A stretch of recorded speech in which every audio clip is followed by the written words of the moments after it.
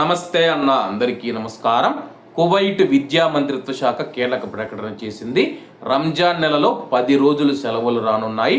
వివరాల్లోకి వెళితే, రంజాన్ పవిత్ర మాసాన్ని పురస్కరించుకుని కువైట్ విద్యా మంత్రిత్వ శాఖ విద్యార్థులు మరియు ఉపాధ్యాయులకు గుడ్ న్యూస్ అందించింది.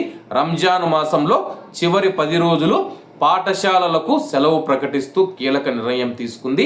విద్యా మంత్రిత్వ శాఖ తీసుకున్న ఈ నిర్ణయాన్ని విద్యావేత్తలు విద్యా మరియు మానసిక పెట్టుబడిగా అభివర్ణిస్తూ ప్రశంసలు కురిపిస్తూ ఉన్నారు.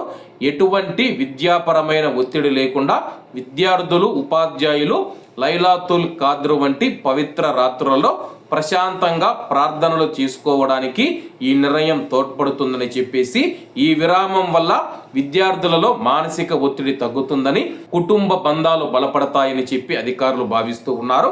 పండుగ సమయంలో పెరిగే గైర్హాజరిని అరికట్టేందుకు కూడా ఈ సెలవులు దోహదపడతాయని చెప్పేసి, అలాగే రంజాన్ నెల చివరి 10 రోజుల్లో మనం చూసుకుంటే విద్యార్థులు కూడా ఎవరు స్కూళ్ళకి ఇది సరిగా వెళ్ళరన్నమాట.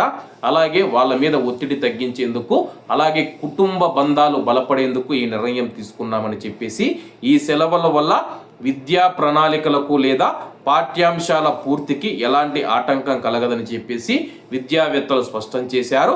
ఈ నిర్ణయం పట్ల అటు విద్యార్థులు ఇటు తల్లిదండ్రులు హర్షం వ్యక్తం చేస్తూ ఉన్నారన్నమాట.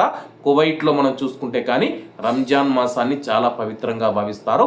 పవిత్ర రంజాన్ మాసంలో కువైటీ ప్రజలంతా ఆధ్యాత్మిక చింతనలో ఉంటారు కాబట్టి వాళ్ళపైన ఎటువంటి ఒత్తిడి, మానసిక ఒత్తిడి, అలాగే ఎటువంటి ఇబ్బందులు లేకుండా, ముఖ్యంగా పిల్లలకు సంబంధించి చివరి 10 రోజులు మనం చూసుకుంటే కువైట్లో ఘనంగా అయితే పవిత్ర రంజాన్ మాసం జరుగుతుంది కాబట్టి ప్రజల మీద, అలాగే కుటుంబ సభ్యుల మీద, తల్లిదండ్రుల మీద, పిల్లల మీద ఎటువంటి ఒత్తిడి లేకుండా రంజాన్ చివరి 10 రోజులు సెలవులు ఇస్తూ ఉన్నట్లు విద్యా మంత్రిత్వ శాఖ ప్రకటించింది.